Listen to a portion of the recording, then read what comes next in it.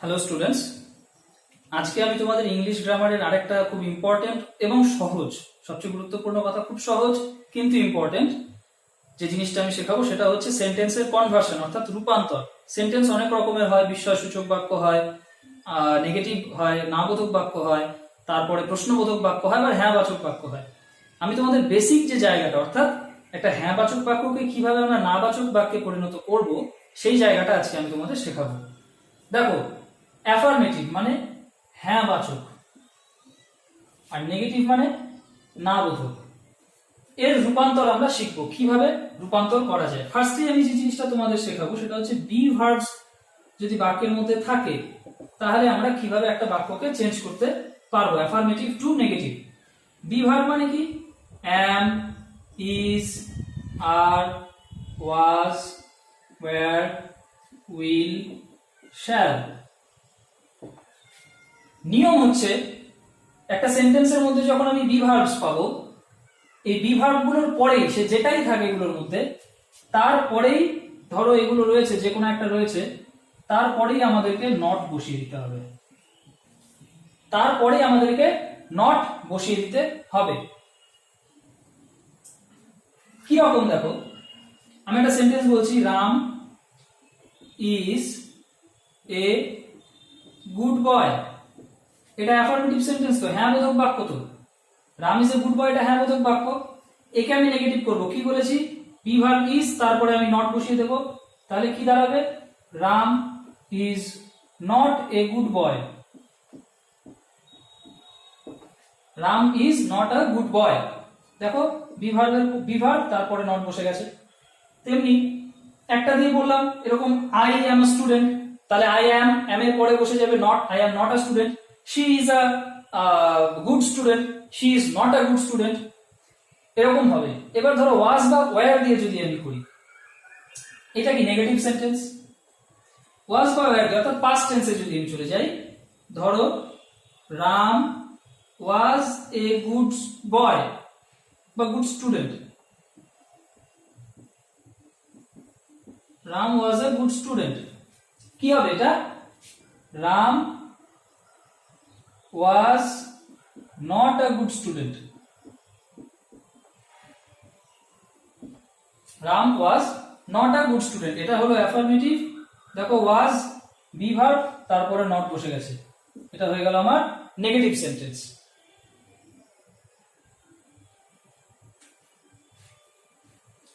এরপরে আসছি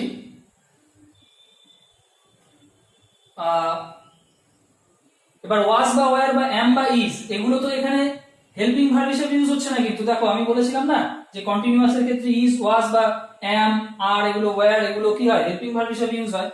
কিন্তু এখানে তো হেল্পিং ভার্ব হিসেবে ইউজ হচ্ছে না। মানে কি, রাম ওয়াজ এ গুড বয়, রাম একটি ভালো ছেলে ছিল, এটাই এখানে সাধারণ একটা ভার্ব হিসেবে ইউজ হচ্ছে। Ram is a good boy, Ram একটি ভালো ছেলে, রাম হয় একটি ভালো ছেলে, বেশি ভেঙে বলতে গেলে। কিন্তু হেল্পিং ভার্ব হিসেবে যদি ইউজ করি, ধরো Ram is going to school, same এই ইজ এর পরে নট বসিয়ে দেবো। দেখো, আমি নতুন করে লিখছি না, Ram is not going to school, negative হয়ে গেল না? দেখো, বি ভার্বের পরে নট বসিয়ে দিয়েছি, নেগেটিভ সেন্টেন্স হয়ে গেছে। উইল শ্যাল, ধরো আমি বললাম Ram will go to school, মানে কি রাম স্কুলে যাবে। কি করব? উইলের পরে বসিয়ে দিব not, Ram will not go to school.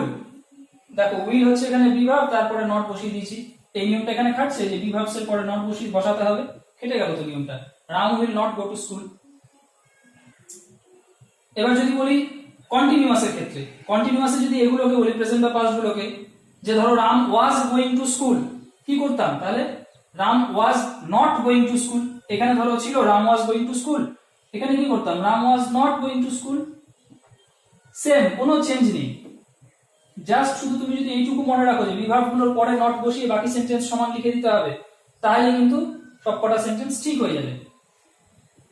এবারে আর একটা জিনিস হয়, এই যে বি ভার্ব, বি কথাটা বলছি না, একেও একটা সেন্টেন্সে ব্যবহার করা যায়। কি রকম? ধরো তোমাকে কেউ জিজ্ঞেস করছে যে তুমি কি হতে চাও, তুমি হয়তো বললে আমি ডাক্তার হতে চাই, বা আমি ইঞ্জিনিয়ার হতে চাই, বা আমি শিক্ষক হতে চাই, বা আমি ডান্সার হতে চাই, বা সিঙ্গার হতে চাই।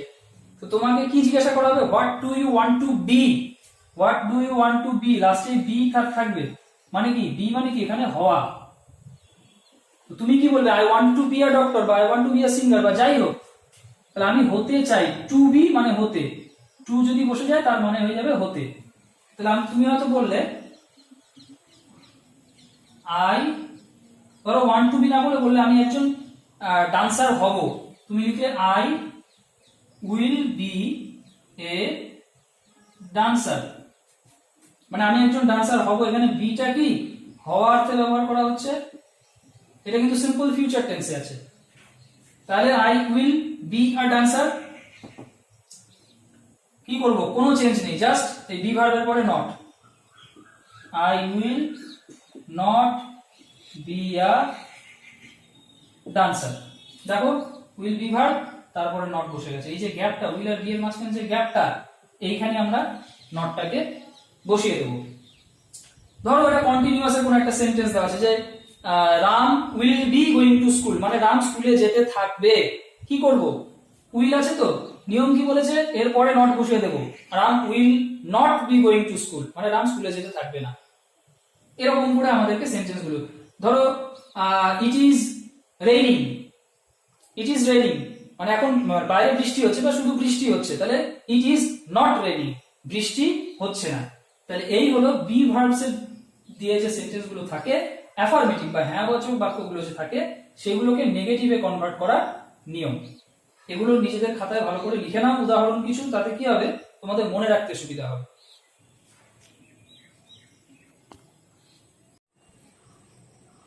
এবারে আর একটা বিশেষ ভার্বস এর ব্যাপারে আমি তোমাদের দেখাবো। দেখো সেটা হচ্ছে কি? Have verbs. হ্যাভ ভার্বস এর মধ্যে কি কি পড়ছে? Have, has. হ্যাভ মানে যে শুধু হ্যাভ তা নয়, হ্যাভ ভার্বস একটা ক্যাটেগরি, একটা শ্রেণী। এর মধ্যে কি কি পড়ে? হ্যাভও পড়ে, হ্যাজও পড়ে। হ্যাভ হ্যাজ এর যে পাস্ট ফর্ম হ্যাড পড়ে, উইল হ্যাভ পড়ে, শ্যাল হ্যাভ পড়ে, সব পড়ে। এগুলোকে কিভাবে কনভার্ট করে? দেখো আমি কিন্তু তোমাদের খুব বেসিক জায়গাগুলো দেখাচ্ছি। আমি ওই পারফেক্ট, পারফেক্ট কন্টিনিউয়াস, পারফেক্ট তাও মোটামুটি দেখাচ্ছি, দেখাবো, পারফেক্ট কন্টিনিউয়াসে যাচ্ছি না। দেখো এই ভার্বগুলো যখন থাকবে তখন আমি কিভাবে সেন্টেন্সটাকে নেগেটিভে রূপান্তরিত করব। তো ফার্স্ট অফ অল আমি দেখি একটা সাধারণ বাক্য নাও। যেমন আমি বললাম যে I have a book,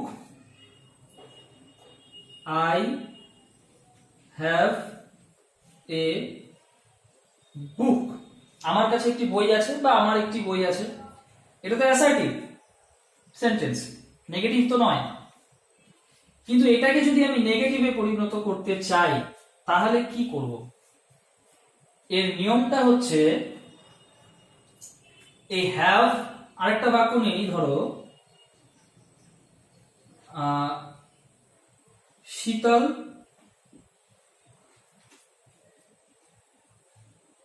has a pen. আচ্ছা এখানে হ্যাভ বা হ্যাজ আছে বাক্যের মধ্যে, এগুলো কি ধরনের সেন্টেন্স? মানে টেন্স কোনটা এটা? এটা কি পারফেক্ট টেন্স? এটা পারফেক্ট টেন্স নয়। কিন্তু দেখো কেন পারফেক্ট টেন্স নয়?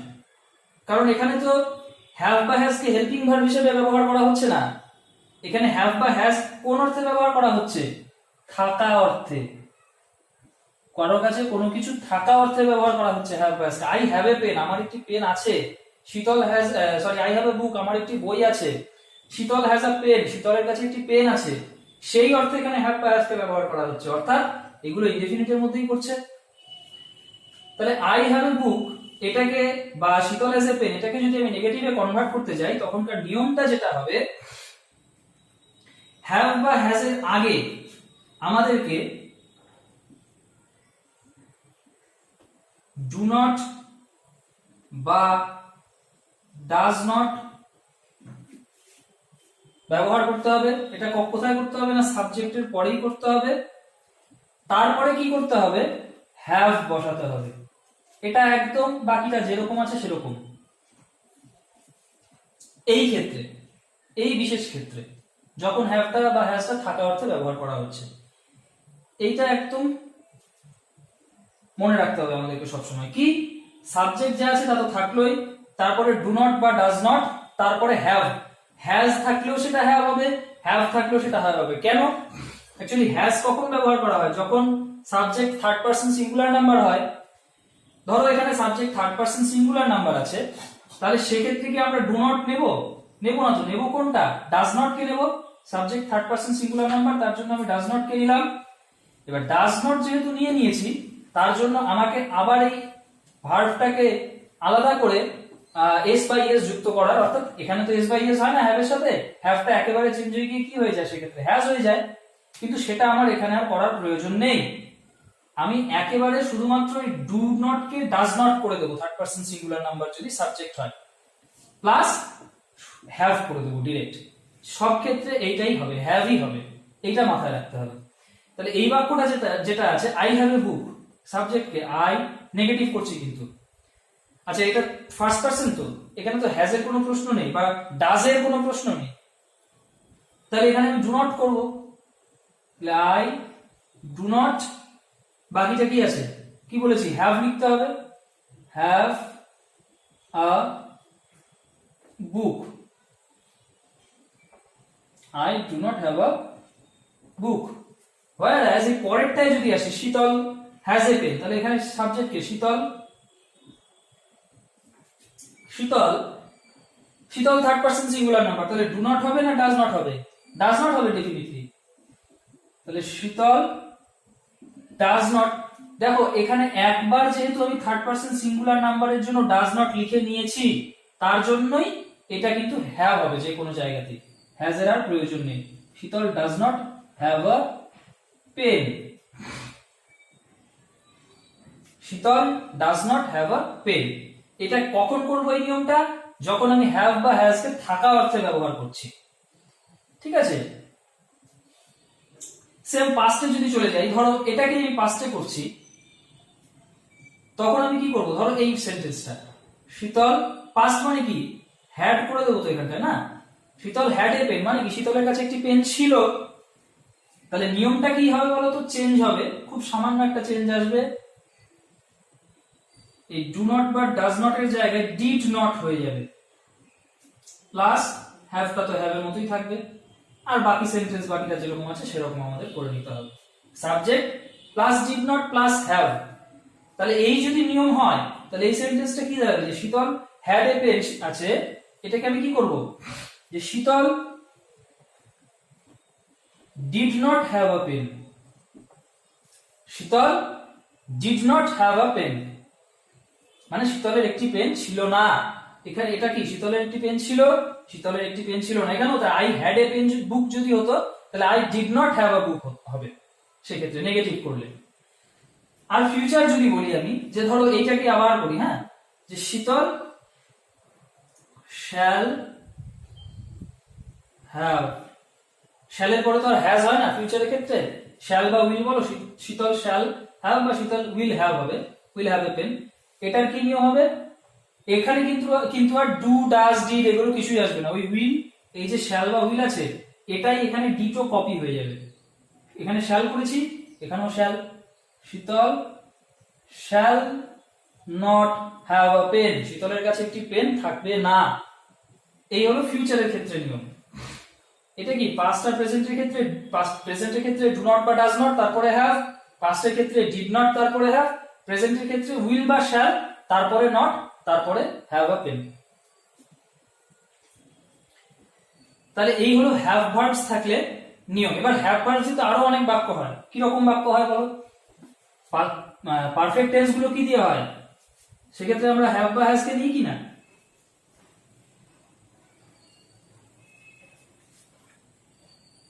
পারফেক্ট টেন্সের ক্ষেত্রে হেল্পিং ভার্ব হিসেবে আমরা হ্যাভ বা হ্যাজ কে নিই। যেরকম ধরো I have done the work, মানেটা কি? I have done the work মানে কি? আমি কাজটা করেছি। তাহলে একে যখন আমরা নেগেটিভে কনভার্ট করব কিভাবে করব?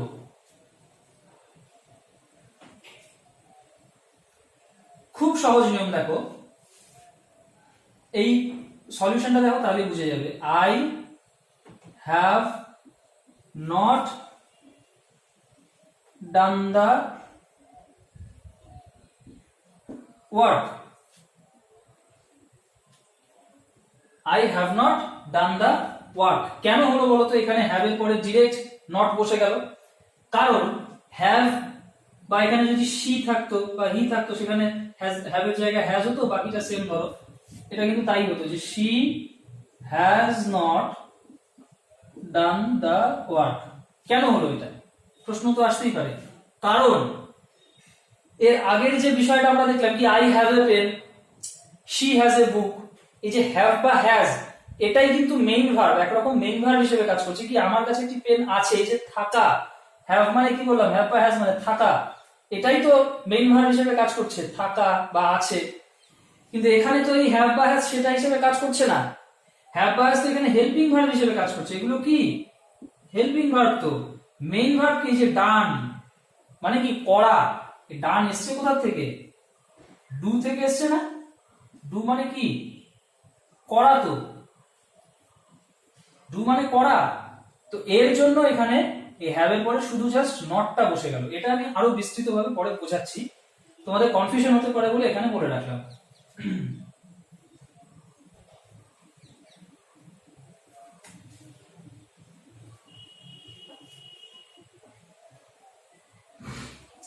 তারপর উইল হ্যাভ, শ্যাল হ্যাভ। যেমন will have shall have normally সেভাবে আসে না, আমি কাজটা করে থাকবো। ধরো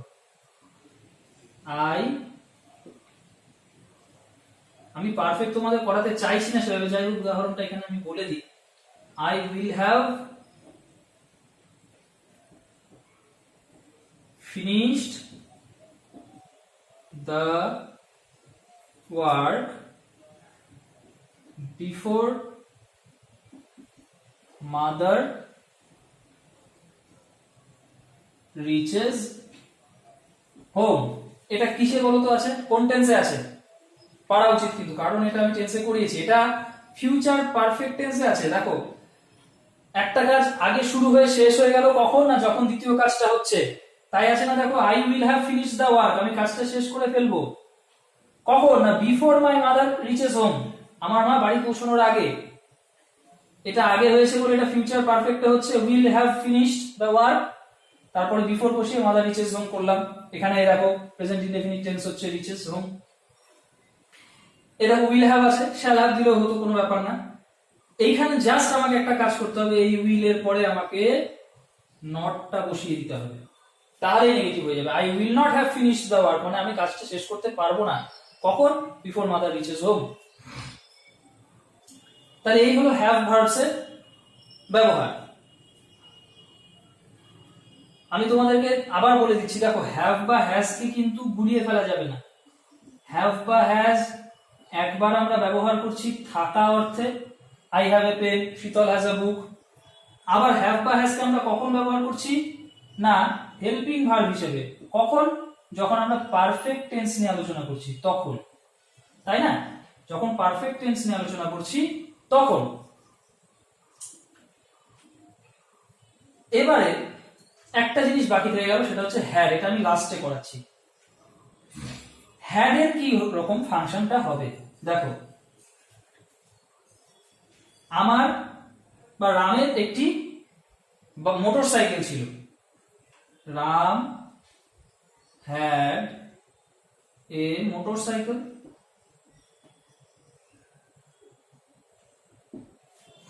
Ram had a motor cycle. একে করতে হবে নেগেটিভ। এটা কি পাস্ট ইনডেফিনিটে আছে? এখানে হ্যাডটা কি হেল্পিং ভার্ব হিসেবে কাজ করছে? না তো, এটা তো থাকা অর্থে। থাকা অর্থে, অর্থাৎ এখানে এই বাক্যটার মধ্যে এর অর্থ কি দাঁড়াচ্ছে? ছিল। রামের একটি মোটরসাইকেল ছিল।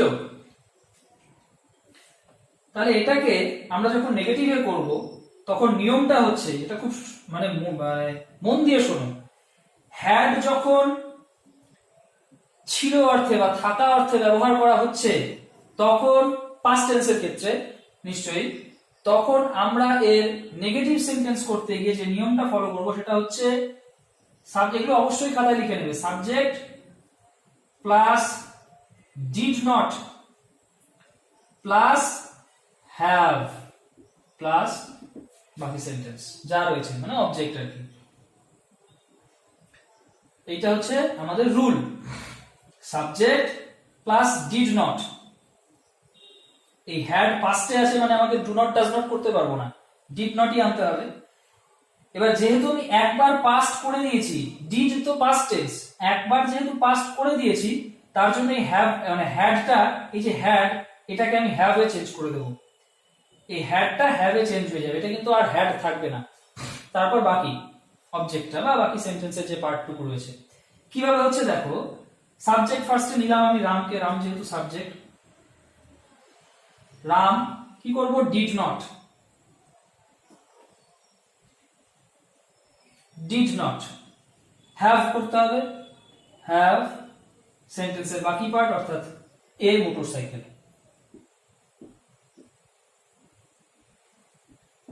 Ram did not have a motorcycle. এখানে কি চেঞ্জটা হলো দেখো, সাবজেক্ট সাবজেক্টের মতোই থেকে গেছে, হ্যাড যেহেতু আছে এই হ্যাডের জন্য কি হবে, আমরা নেগেটিভে করছি তো, ঠিক এই জায়গাটাতে আমরা ডিড নট কে জায়গা দিলাম।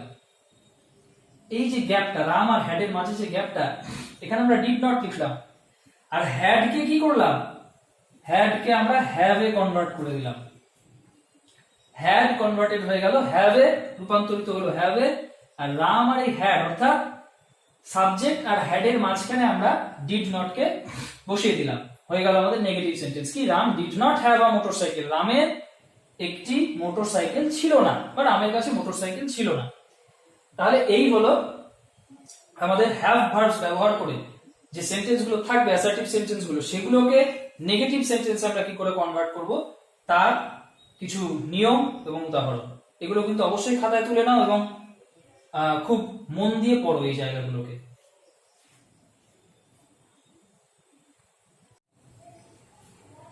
আবার আরেকটা জায়গা দেখো এই হ্যাভ ভার্বের ক্ষেত্রেই, ধরো আমি বললাম আমার একটি কলম আছে,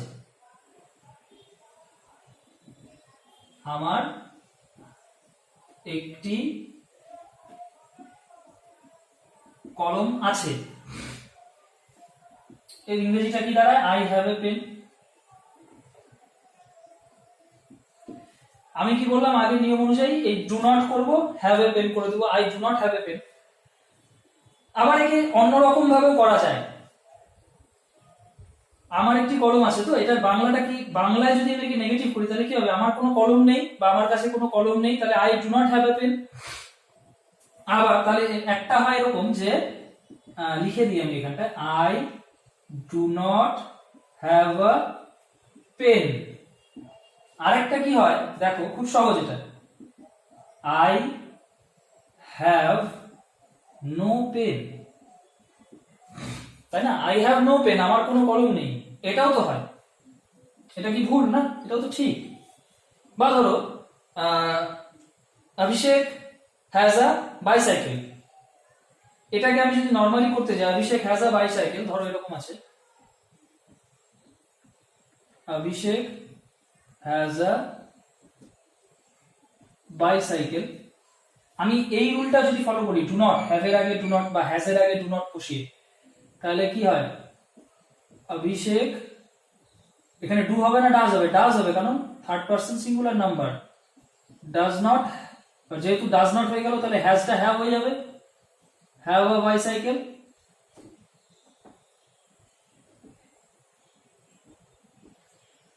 এটা ঠিক, কিন্তু এটাও তো ঠিক যে অভিষেক হ্যাজ, এই যে হ্যাজ ছিল এটাকে সেম রাখলাম, হ্যাজ বলেছি কি একটি বাইসাইকেল আছে, কিন্তু আমি যদি করে দিই হ্যাজ নো বাইসাইকেল, এটা কি ভুল, এটাও তো ভুল নয়, এটাও ঠিক, এটাও করা যাবে। কিন্তু যদি বলো যে অ্যাকিউরেসির দিক থেকে, অ্যাকিউরেট দুটোই অ্যাকুরেট, কিন্তু হয় না একটা শ্রুতি মাধুর্যের ব্যাপার থাকে, বা বেশি অ্যাপ্রোপ্রিয়েট যদি বলো, তাহলে এটা কি ধরা হয় মেনলি, এটাও কিন্তু বহু জায়গায় সেন্টেন্সে দেখতে পাবে, সেগুলো ব্যবহারের উপর, সেগুলো মানে এক এক জায়গায় এক এক রকম ভাবে ব্যবহার করা হয়। আমি তোমাদের মেইনলি গুরুত্ব দিতে বলছি এটার উপরে। কেন? এটা যদি গুরুত্ব দেয়, এটার মধ্যে একটু জটিলতা আছে, এটা কিন্তু কোনো জটিলতা নেই। Has a bicycle, has no bicycle, সহজ হয়ে গেল। কিন্তু এটার উপর যদি তোমরা গুরুত্ব আরোপ করো তাহলে তোমাদের শিখতে সুবিধা হবে, কোন জায়গায় ডু নট হবে, কোন জায়গায় ডাজ নট হবে, কেন ডু নট ডাজ নট হবে। এবার ডু নট বা ডাজ নট করার পরেও যে আমাকে হ্যাজ থাকুক বা হ্যাভ থাকুক অ্যাসার্টিভে, আমাকে নেগেটিভে হ্যাভই লিখতে হবে, এই জায়গাগুলো তোমাদের আয়ত্ত হবে তাড়াতাড়ি। তার জন্য প্রথমে আমি এটা শিখিয়েছি, কিন্তু এটাও ভুল নয়।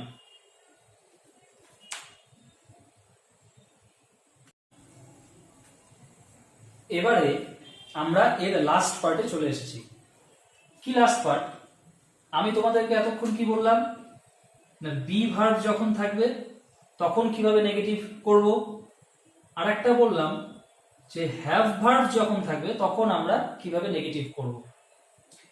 কিন্তু এই বি ভার্ব বা হ্যাভ ভার্ব ছাড়া কি আর কিছু থাকতে পারে না বাক্যের মধ্যে? নর্মাল মেইন ভার্ব যেগুলো, নর্মাল যেগুলো মেইন ভার্ব, সেগুলো দিয়েই তো বাক্য হতে পারে অনেক সময়। যেমন আমি আগেও বলেছি, ধরো আমি আগেও একবার বলে দিয়েছি এটা, কিন্তু এটাকে আমি যেহেতু আলাদা মানে বি ভার্ব আলাদা করালাম, হ্যাভ ভার্ব আলাদা করালাম, তাই মেইন ভার্ব গুলোকে দিয়েও একটা আলাদা পার্ট করিয়ে দিই। ধরো Ramesh sings a song.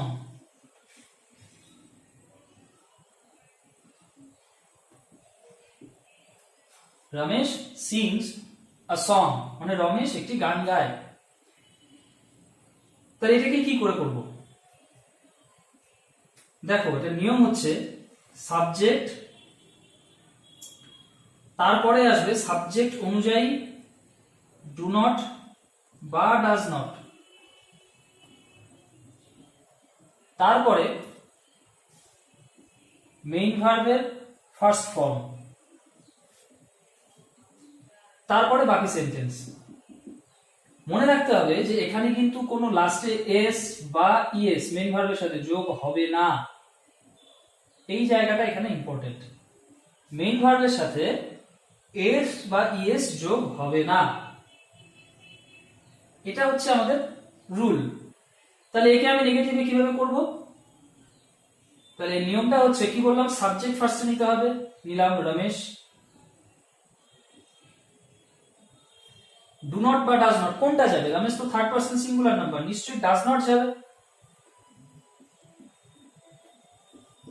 Does not main ভার্বটা কি এখানে? সিংস মানে গান গায়, এর ফার্স্ট ফর্ম নিব, তার মানে কি সিং।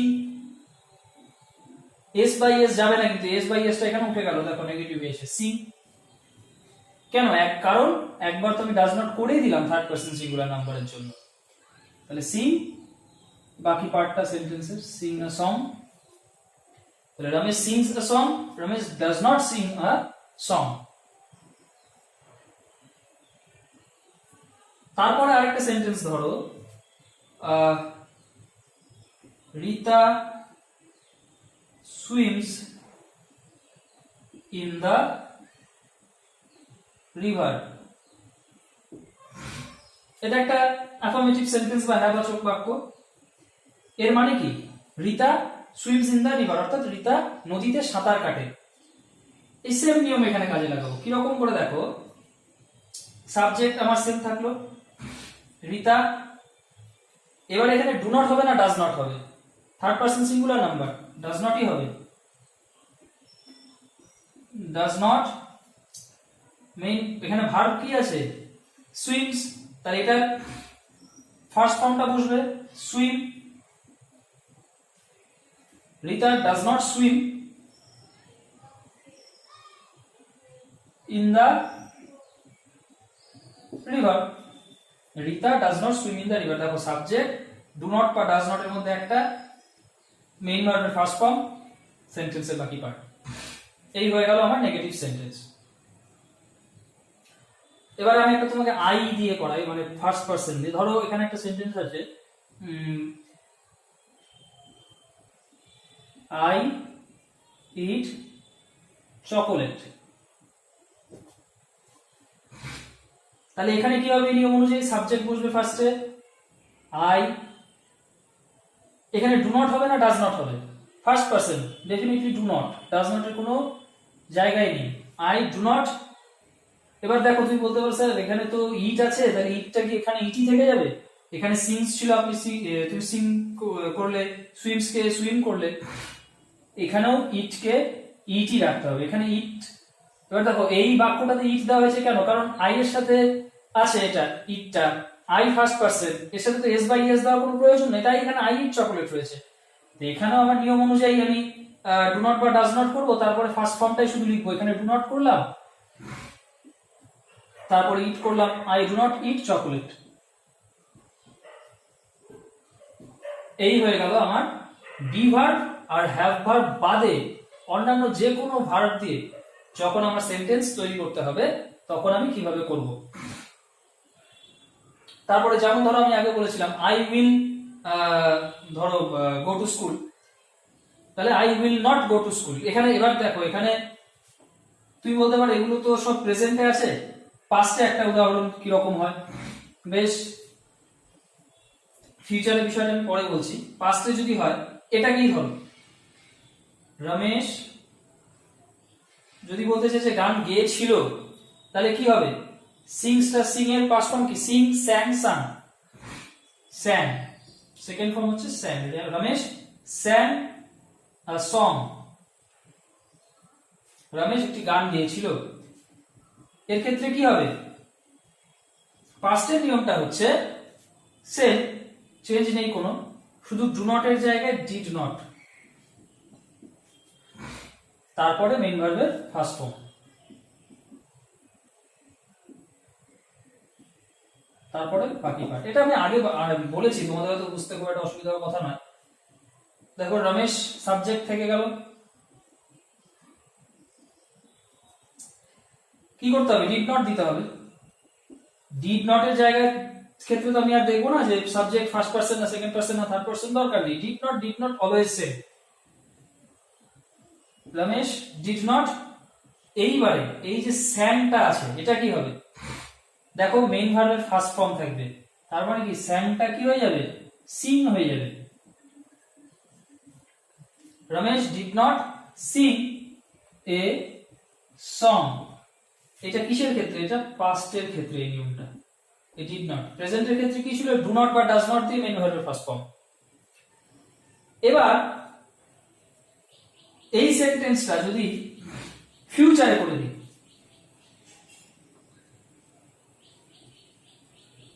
রমেশ দেখো তিন রকম টেন্সে আমি করছি এই সেন্টেন্সটাকে। একটা হচ্ছে পাস্টে রমেশ গান গিয়েছিল, একটা হচ্ছে Ramesh sings a song, Ramesh গান গায়, আরেকটা তাহলে ফিউচারে গিয়ে কি হবে? রমেশ গান গাইবে, তাহলে Ramesh will sing a song. এটাকে চেঞ্জ করলে কি হবে? দেখো এইটা একদম আমি আগে বলে দিয়েছি, কি উইল আছে, উইলটা বি ভার্বের মধ্যে পড়ছে, বি কি বলেছি? বি ভার্বের জাস্ট পরে আমাদেরকে নট বসাতে হবে। রমেশ, তাহলে উইল বসে গেল উইলের মতো, তারপরে আমি নট বসিয়ে দিলাম, will not sing a song. মানে এক্স্যাক্টলি এই জিনিসটা, এই ফিউচার ইনডেফিনিটের কেসটা, এটা কিন্তু আমি ওই বি ভার্বের মধ্যেই বলে দিয়েছি কি হবে, কি না উইলের পরে আমাদেরকে নট বসিয়ে দিতে হবে। বাকি সেন্টেন্স যেমন ছিল তেমনই থেকে যাবে, আমাদের নেগেটিভ সেন্টেন্স রেডি হয়ে যাবে। এই জায়গাটা ভালো করে দেখো, দরকার পড়লে পজ করে করে এক একটা জায়গা ভালো করে শোনো, রিপ্লে করে শোনো, এবং এই নিয়মগুলো, যে জায়গাগুলোতে আমি নিয়মগুলো বলছি এগুলো লেখো, খাতায় নোট করো। আদারওয়াইজ কিন্তু মনে রাখা একটু খুব একটা কঠিন জায়গা নয়, খুবই সহজ একটা বিষয়। তবু অনেক সময় অনেকের হতেই পারে যে একটু হয়তো জটিল মনে হলো, একটু কনফিউজিং মনে হলো, তার জন্যই বলছি আমি এইগুলো একটু নোট ডাউন করে নেবে নিজেরা।